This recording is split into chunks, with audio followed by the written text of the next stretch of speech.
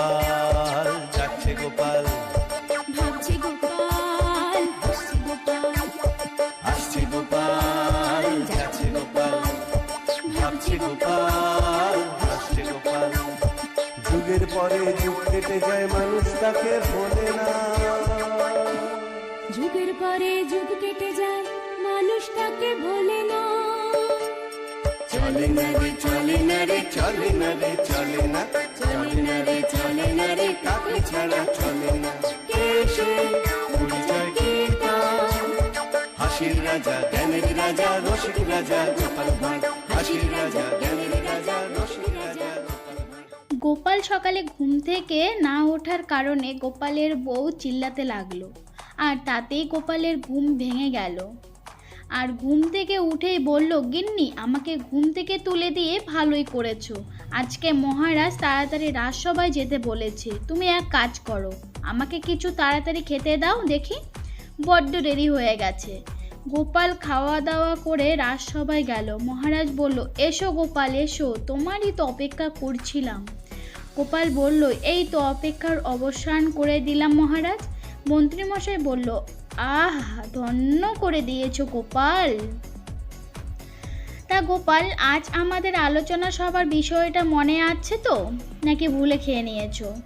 না না, ভুলবো কেন মন্ত্রীমশাই, আমার কি আপনার মতো ভুলো মন নাকি? হ্যাঁ, মন্ত্রীমশাই বলল, না না, তা কেন, তুমি দুলে দুলে রাজসভায় আসতে গিয়ে ভুলেও তো যেতে পারো, তাই বললাম। সে আমি দুলে দুলে আসতেই পারি মন্ত্রীমশাই, কিন্তু রাজসভায় এসে আমি আপনার মতো ঢুলে ঢুলে পড়ি না। কি বললে? আমি রাজসভায় ঢুলি? এত বড় মিথ্যে কথা তুমি বলতে পারলে গোপাল? এইভাবে মন্ত্রীমশাই আর গোপালের ঝামেলা হতেই থাকলো।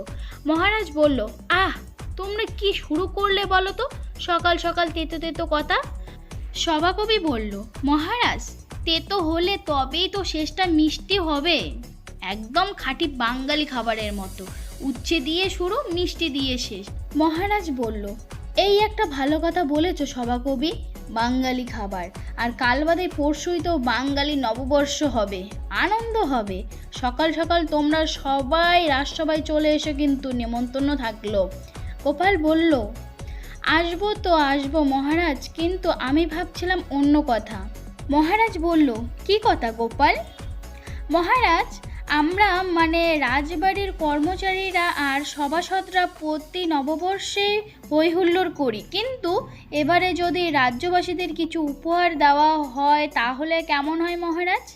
মহারাজ বলল, বাহ বাহ গোপাল, এ তো উত্তম প্রস্তাব, কিন্তু কি দেওয়া যায় বলো তো? গোপাল বলল, মহারাজ, মিষ্টি দেওয়া যায়, নববর্ষে মিষ্টি পেলে সবাই খুব খুশি হবে মহারাজ। মহারাজ বলল, তা বটে তা বটে, তাহলে একটি রসগোল্লা হাঁড়ি দেওয়া হোক সকলকেই রাজসভা তরফ থেকে। মহারাজ বলল, সব কিছু যেন ঠিক থাকে। মন্ত্রীমশাই বলল, আপনি একদম চিন্তা করবেন না মহারাজ। গোপাল বলল, ব্যাস, তাহলে হয়ে গেল। মন্ত্রীমশাই বলল, বেশি কথা বলো না গোপাল, আমার দায়িত্ব জ্ঞান তোমার থেকে অনেক বেশি, এটা মনে রেখো। গোপাল বলল, সে তো আমরা সবাই জানি, তাই তো আপনাকে দায়িত্ব জ্ঞানহীন বলে মানি। মন্ত্রীমশাই মহারাজকে বলল, দেখছেন তো মহারাজ, গোপাল এসে থেকেই আমাকে অপমান করে যাচ্ছে। মহারাজ বলল, এসব এখন থাক, সামনে একটা এত বড় উৎসব, নববর্ষ বলে কথা, খাওয়া দাওয়া পুজো সব কিছু আয়োজন করতে হবে, তো সবাইকে তো দায়িত্ব নিতে হবে নাকি? গোপাল বলল, অবশ্যই মহারাজ, আপনি ঠিক করে দিন আমরা কে কোন কাজটা করব। ওইদিকে মন্ত্রীমশাই মনে মনে ভাবতে থাকে, এই সুযোগ, মিষ্টি কেনার দায়িত্বটা নিয়ে ট্যাগ গরম করতে হবে। মহারাজ, আমাকে মিষ্টি কেনার দায়িত্বটা দিন, রাজ্যের প্রতিটা পরিবারের জন্য মিষ্টি কিনতে হবে, গুরু দায়িত্ব, আমি আমার সবটা দিয়ে পালন করব। গোপাল মনে মনে ভাবতে থাকলো, হ্যাঁ, এর মধ্যে ট্যাগ গরম করার কথা ভেবে ফেলেছেন মনে হয় মন্ত্রীমশাই। গোপাল বলল, কেন কেন মন্ত্রীমশাই, আপনাকে কেন? এই দায়িত্ব তো আমিও পালন করতে পারি। মহারাজ বলল, হ্যাঁ মন্ত্রী, এই কাজ তো গোপালও করতে পারে। না না মহারাজ, গোপাল পারবে না, ওর তো 18 মাসে বছর হয়, দেখবেন পরে নববর্ষের মিষ্টি এসে নববর্ষের পরে এসে পৌঁছাচ্ছে। কুড়ে লোককে এই গুরু দায়িত্ব দেবেন না। আমার মতো কর্মস্য লোককে এই দায়িত্ব দিন না মহারাজ। মহারাজ বলল, বেশ, তবে তাই হোক। মন্ত্রী, এই রাজ্যের 730টা পরিবার আছে, তুমি এতগুলো রসগোল্লার হাঁড়ি এনো, আর প্রতিটা হাঁড়িতে 20টা করে রসগোল্লা থাকবে। ঠিক আছে মহারাজ, প্রতিটা হাঁড়িতে 20টা করে মিষ্টি থাকবে। বেশ, এই নাও মোহর। আমি ঘোষককে বলে সারা রাজ্যে ঢেরা পিটিয়ে দিতে বলছি। গোপাল তো ওইদিকে ভাবছে ব্যাপারটা সুবিধার ঠেকছে না, নিশ্চয়ই ওই বেড়া মন্ত্রী কিছু পরিকল্পনা করছে। মহারাজ বলল, তাহলে বাকি দায়িত্বগুলো ঠিক করে দেই। গোপাল, তুমি পুজোর জন্য আম পাতা নিয়ে আসবে। গোপাল বলল, ঠিক আছে মহারাজ। মহারাজ বলল, সভাকবি, তুমি আনবে ফুল। মহারাজ সবাইকে সব দায়িত্ব দিল। আর এইদিকে মন্ত্রী মশাইয়ের আনন্দ আর ধরছে না। রাজসভা শেষ হতেই ভোলা ময়রা দোকানে চলে গেল মিষ্টি অর্ডার দিতে। আর এইদিকে গোপালও মন্ত্রীমশাইয়ের পিছু নিল, লুকিয়ে লুকিয়ে সব কিছু শুনে। আর মন্ত্রীমশাইয়ের ওখান থেকে চলে যাওয়ার পর গোপাল গেল ভোলা ময়রার কাছে। আর গোপালের পরিকল্পনা ভোলা ময়রাকে বলল। ভোলা ময়রার দোকান থেকে সোজা চলে গেল গোপাল পুটির বাড়িতে। পুটির বাড়িতে গিয়ে পুটির বাবাকে সব কিছু কথা বলল, সব পরিকল্পনা বলল, এবং পুটির বাবা সব পরিকল্পনায় সায় দিল। বলল, ঠিক আছে গোপাল দাদা, তোমার কথা মতোই সব কিছু হবে।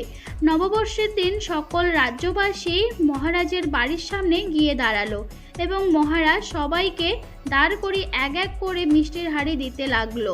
গোপালের পরিকল্পনা মতোই পুটির বাবা শেষে দাঁড়ায় এবং যখনই পুটির বাবাকে সেই মিষ্টির হাঁড়ি দিতে যায় তখনই পুটির বাবা বলে, মহারাজ, আমরা তো আপনাকে কোনো দিন কিছু দিতে পারি না, তাই আজকে নববর্ষের দিনে একটা রসগোল্লা যদি খান তবে আমরাও সবাই খুব খুশি হব। সেই বুঝেই মহারাজ বলল, ঠিক আছে পুটির বাবা। পুটির বাবা তখন হাঁড়ি খুলে একটা মিষ্টি মহারাজকে খাইয়ে দিলেন এবং তারপর পুটির বাবা বলল, ব্যাস, মহারাজকে একটা মিষ্টি খাইয়ে দিলাম, আর মোট 15টা মিষ্টি আমার কাছে আছে, বাড়িতে গিয়ে সবাই মিলে আনন্দ করে খাবো। তারপরে মহারাজ অবাক হয়ে গেল, কি মাত্র 15টা মিষ্টি হাঁড়িতে? এখনো তো হাঁড়িতে 19টা মিষ্টি থাকার কথা। মহারাজ সব রাজ্যবাসীকে হাঁড়ি খুলে দেখতে বলল এবং সবাই হাঁড়ি খুলে দেখলো যে প্রত্যেকটা হাঁড়িতে 16টা করে মিষ্টি দেওয়া হয়েছে। গোপাল তখন রাজসভার সভাসদদের হাঁড়ি খুলে দেখে যে 20টা করে মিষ্টি দেওয়া হয়েছে এবং রাজ্যবাসীকে 16টা করে মিষ্টি দেওয়া হয়েছে। মহারাজ তো খুব রেগে গিয়ে মন্ত্রীমশাইকে চেঁচিয়ে বলল, মন্ত্রী, এসব কি দেখছি আমি? তারপরে মন্ত্রীমশাই বলল, মহারাজ, আমি কিছু জানি না, ভোলা ময়রা সব করেছে, আমি কিচ্ছু জানি না। তখন মহারাজ সেনাপতিকে বলল, সেনাপতি, তুমি এক্ষুনি ভোলা ময়রাকে নিয়ে আসো আমার সামনে। তখনই সে দৌড়ে দৌড়ে সেনাপতি চলে গেল ভোলা ময়রার দোকানে। ভোলা ময়রাকে নিয়ে সঙ্গে সঙ্গে চলে আসলো মহারাজের কাছে। মহারাজ ভোলা ময়রাকে বলল, ভোলা ময়রা, একে দেখছি, একে শুনছি। তারপরে ভোলা ময়রা বলল, মহারাজ, আমি কিছু করিনি, মন্ত্রীমশাই সব করেছে। মন্ত্রীমশাই বলেছে সভাসদদের হাঁড়িতে 20টা করে মিষ্টি দিতে এবং রাজ্যবাসীর হাঁড়িতে 16টা করে মিষ্টি দিতে বলেছে, আমি সেটাই করেছি। আর এই দিকে মন্ত্রীমশাই বলল, ভোলা, তুমি এত মিথ্যা কথা বলছো কেন? আমি তোমাকে 20টা করে মিষ্টি দিতে বলছি। এইভাবে অনেকটা সময় ঝামেলা হতেই থাকলো। তারপরে একটা সময় মুখ ফসকে বলে ফেললো মন্ত্রীমশাই যে, ভোলা, আমি বলেছিলাম সভাসদদের হাঁড়িতে 20টা করে মিষ্টি দিতে এবং রাজ্যবাসীদের হাঁড়িতে 18টা করে মিষ্টি দিতে বলেছি।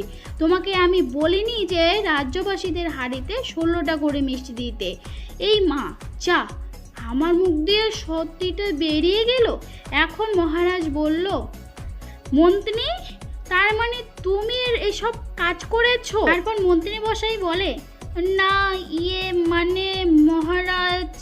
তো এইভাবে তখন আর কি গোপাল বলল যে, মহারাজ, আমি 16টা করে মিষ্টি দিতে বলেছি ভোলাকে, কারণ মন্ত্রীকে হাতে নাতে ধরার জন্য। তারপরে মহারাজ বলল, মন্ত্রী, তুমি আবার এই রাজ্যবাসীদের মিষ্টির হাঁড়ি দেবে, তবুও আবার নিজের ট্যাকের টাকা খরচ করে, এটাই তোমার শাস্তি। তো ফ্রেন্ড, ভিডিওটা কেমন লাগলো বলো, যদি ভালো লাগলে অবশ্যই লাইক কমেন্ট শেয়ার করবে আর সাবস্ক্রাইব অবশ্যই করবে। দেখা হচ্ছে নেক্সট ভিডিও, ততক্ষণে তোমরা সবাই খুব ভালো থেকো। Thanks for watching, tata.